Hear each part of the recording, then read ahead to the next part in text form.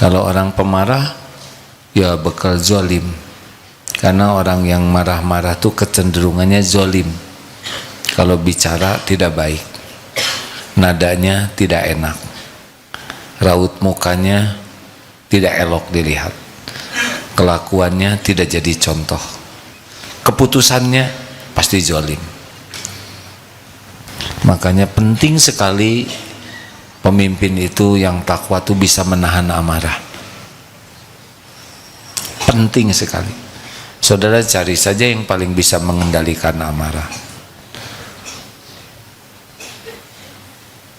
Wal 'afina 'anin nas, memaafkan, nggak ada dendam, nggak ada sakit hati yang tidak sesuai dengan tuntunan. Ada, kita boleh marah, tapi marah yang Allah juga marah kepadanya, kita ikut marah boleh. Tapi kalau urusan pribadi, maafkan. Wallahu yuhibbul muhsinin. Orang takwa itu baik, baik. Kalau orang baik tahu apa yang kalau orang itu baiknya asli apa ciri khasnya? Orang baik itu hatinya nyaman. Orang baik itu nyaman. Orang baik itu karena hati yang baik. Kalau hatinya baik, dia akan nyaman. Nah, nyamannya ini akan memancar. Jadi orang-orang yang di sekitarnya akan ikut merasa nyaman. Tapi kalau hatinya tidak baik, dia tidak nyaman dengan dirinya. Nggak enak, sombong itu tidak nyaman hadirin. Dengki itu tidak nyaman. Ria, pamer itu tidak nyaman. Ujub, merasa diri hebat itu tidak nyaman. Kalau di sini sudah tidak nyaman, maka aura yang memancarnya juga aura tidak nyaman. Kenapa kok ada itu gangster banyak yang mengagumi? Karena sama-sama tidak nyaman.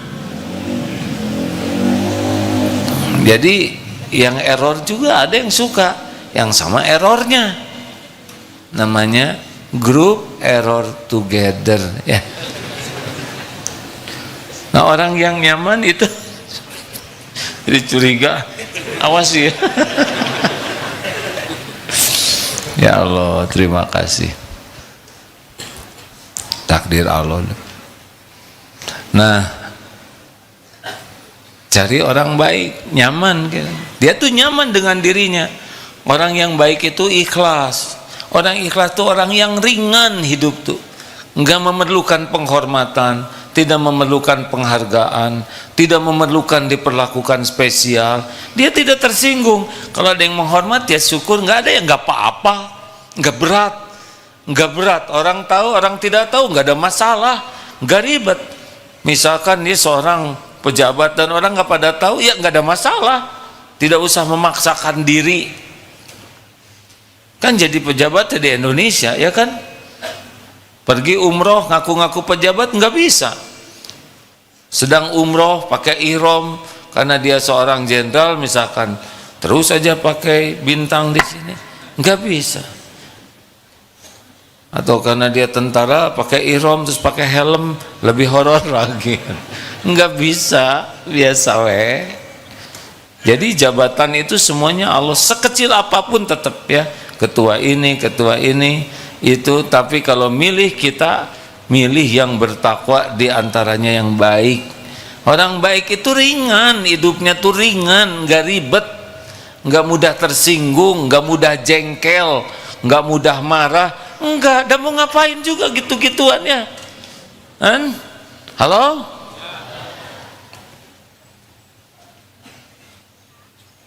Dan enak. Kalau ketemu nyenengin, kalau pisah ngangenin. Rasulullah kan begitu. Halakosa namanya. Hayyin, layin, qorib, sahal. Tenang dan menenangkan, teduh dan meneduhkan. Enak.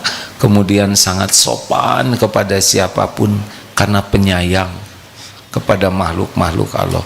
Dan humble, tawadu, tidak melihat orang lain lebih rendah dari dirinya, dan dia lakukan ini dengan ringan. Kan ada yang tawadu-tawaduan ya, misalkan dia ngerapikan sendal tapi matanya lihat, kok nggak ada yang lihat, dia jengkel. Ada bos yang ingin kelihatan tawadu, kemana ke kantor naik ojek, muter terus karena karyawannya nggak ada yang lihat, 3 putaran lagi, apa-apa. Kalau yang tawadu palsu, pasti dia tidak akan konsisten dan tidak menikmati ketawaduannya. Apalagi ciri orang takwa pasti tahajud. Ya kecuali yang memang ada uzur syar'i ya. Karena orang yang kenal ke Allah tuh pasti pengen ada hotline, privasi, ingin duaan dengan Allah. Sholat jamaah begini kan banyak kan, tapi kalau tahajud bisa sepuasnya curhat ke Allah. Kalau ke orang nggak mau curhat ke orang, itu konsultasi kepada ahlinya. Kalau curhat hanya ke Allah. Kalau curhat ke orang, yang dicurhatin aja lagi stres. Mau apa curhat ke orang? Kalau curhat di medsos bagaimana? Boleh? Katanya ini bukan akurat. Kalau kita curhat di medsos, 80% nggak peduli dengan curhat kita, padahal udah ditulis panjang lebar. Nah, yang 16% yang baca merasa bahagia lihat penderitaan kita, rasain loh. Yang sisanya 4% enak bacanya kan. Ini bukan polling asli, tapi sangat boleh jadi begitu. Curhat ke Allah, kalau ke orang konsultasi ke ahlinya. Apa bedanya curhat dengan konsultasi? Biasa kalau konsultasi tuh bicaranya tuh nggak pakai penderitaan, seperti dok, kenapa ya dok, kepala saya tuh kok sering pusing dan berat di punggung ini, di daerah sini. Bagaimana Bu, Pak kalau digerakkan? Ya kelihatannya kadang-kadang suka seperti muter. Itu konsultasi. Kalau curhat, aduh ampun dok, tolong dok. Nah itu curhat ya. Aduh gini-gini amat leher saya, bisa nggak ditukar dengan leher yang lain? Kalau curhat itu pakai perasaan, ditumpahkan, hanya boleh ke Allah. Halo? Makanya ahli takwa mah mengemban persoalan seberat apapun ke Allah. Nah itulah hadirin, jadi kalau nanti Allah takdirkan jadi, tapi sebagai cobaan. Apa cirinya orang yang ditolong oleh Allah? Jadi ambisinya itu bukan kepada jabatan, ambisinya itu kepada kemanfaatan. Misalkan di sebuah RT atau apalah, ada beberapa kandidat calon RT, padahal itu menentukan sekali tanda tangannya itu. Nah yang satu orangnya tuh blon sekali ya, disetir oleh gangster. Ya kamu maju, saya yang biayain, pokoknya kalau kamu jadi RT nanti saya backup, asal nurut aja. Tahu ini nih disetir. Ada juga yang satu lagi sepasang nggak inget ke Allah, nggak ada ingetnya, imannya tuh nggak ada, nggak mau ibadah. Nah ada satu lagi ini sepasang, misal, atau bukan sepasang lah RT mah ya, seorang. Ini kalau ini gawat nih RT kita, kalau ini juga gawat, majulah dia. Dia maju pengen jadi RT bukan jabatan, tapi ingin amar ma'ruf nahi mungkar. Sah tuh. Yang ini ngeluarin uang semua, nyuap ke rakyat. Yang ini juga, gimana yang ini ngeluarin jangan uang.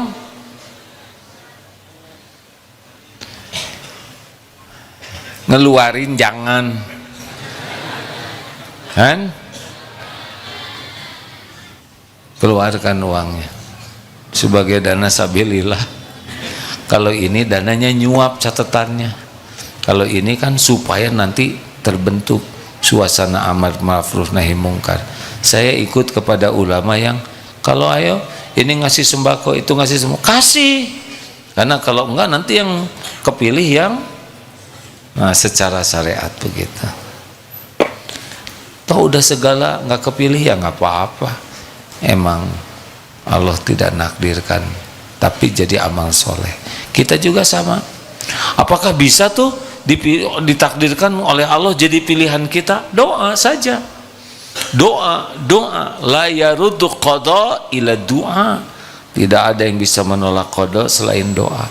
Doa, ya Allah tolong, minta boleh. Kalau Allah menghendaki terkabul jadi. Kalau memang Allah mau yang lain nggak ada masalah. Gimana kalau nanti yang kepilih di Indonesia bukan pilihan kita? Ya nggak apa-apa, kita doakan saja kebaikan supaya jadi baik, betul? Nggak usah benci seumur-umur. Tiap ada keputusan kita tidak suka, jangan. Doakan yang baik terus. Enak tidak sih? Ih, jawab hadirin. Masa nggak enak sih? Ya ngejawabnya kepaksa. Suudon. Lanjut. Kalau Allah mau nurunkan gimana? Ya diturunkan. Misalkan ketua titik-titik ya. Saya nyebutnya ketua P3K ya. Padahal segitu powerfulnya katanya. Udah diperpanjang, tapi kalau Allah berhenti mah ada aja jalannya. Berhenti. Hakikatnya Allah yang menghentikan. Benar. Kalau Allah mau menghentikan, ada jalannya berhenti. Ada jalannya. Makanya kalau kita lihat ada orang yang zolim, doa aja ke Allah, minta supaya Allah menghentikan. Boleh. Bukan sebel ke orangnya, tapi sebel kepada kelakuannya.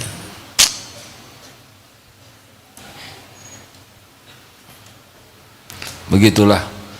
Tu'izzu man tasya. Kalau dia benar, Allah muliakan. Kalau udah dimuliakan oleh Allah, tidak ada yang bisa menghinakan. Walaupun oleh buzzer dicaci maki, difitnah, nggak ada masalah. Buzzer mau bagaimanapun juga tidak bisa menghinakan yang dimuliakan Allah. Kalau tu'izzu man tasya wa tudhillu man tasya, kalau Allah mau mengangkat derajat seseorang, pasti terangkat, pasti terangkat. Mati-matian dijatuhkan semua media, enggak ngepek. Enggak ada yang bisa mempengaruhi apa yang Allah tetapkan.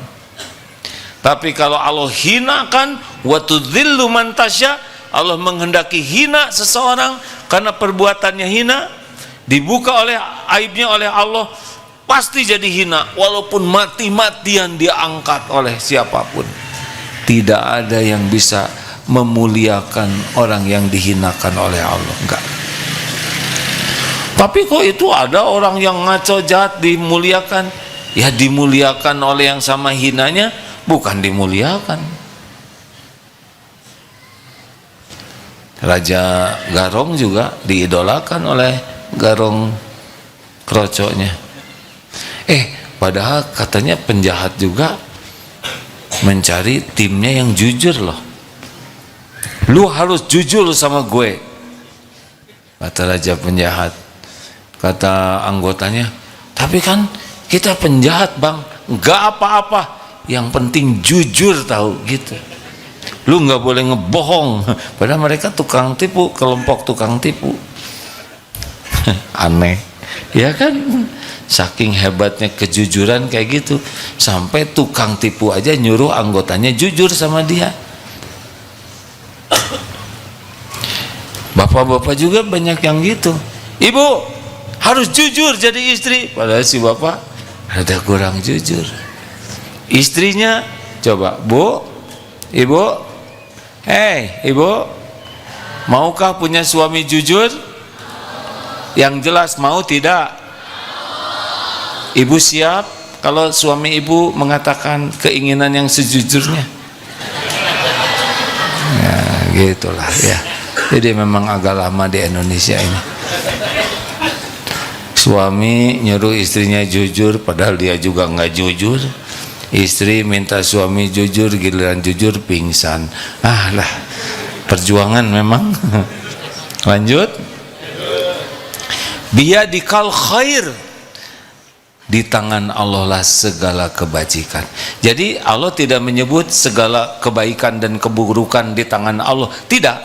Tapi semua nikmat, semua keputusan, semua aturan Allah itu baik. Apapun yang Allah lakukan pasti baik. Walaupun orang itu kena siksa, kena azab, karena dia adalah buah dari pilihannya sendiri. Oleh Allah diberi petunjuk, oleh Allah diingatkan, oleh Allah dikasih makan, kasih minum, dikasih doa begitu banyak, dia tetap mengkhianati Allah. Dia milih jadi orang yang tersiksa. Jadi siksaan itu bukan buruk dari Allah, tidak. Semua apapun yang Allah lakukan baik. Baik. Nabi Yunus Nabi Yunus 3 kegelapan, gelapnya malam, dikecemplungkan ke dalam gelapnya lautan, masuk ke dalam ikan, gelapnya perut ikan. Ini super gelap. Doanya apa?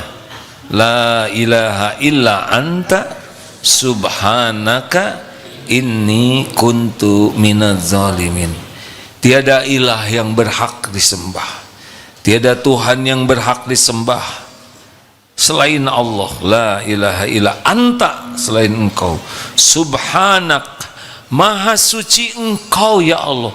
Apapun yang Allah putuskan, apapun yang Allah tetapkan, apapun yang Allah takdirkan, semuanya sempurna. Tidak ada yang jelek, tidak ada yang salah, tidak ada yang kurang, tidak ada yang meleset. Sempurna, di atas kesempurnaan apapun yang terbayang oleh kita. Maha sempurna dibanding kesempurnaan yang terbayang oleh kita sebagai makhluknya. Jadi bayangkan, sudah begitu beratnya tetap berbaik sangka. Inni kuntu minaz zalimin. Saya ya Allah, manusia zalim itu saya. Bayangkan masuk dalam perut ikan, gelapnya malam, gelapnya laut, tetap menganggap ini perbuatan Allah yang terbaik baginya. Yang buruk adalah dirinya. Keluar tuh dari kegelapan itu. Makanya itu Ismul Azam. Kalau adik-adik jamaah dalam kesulitan, baca doa yang tadi.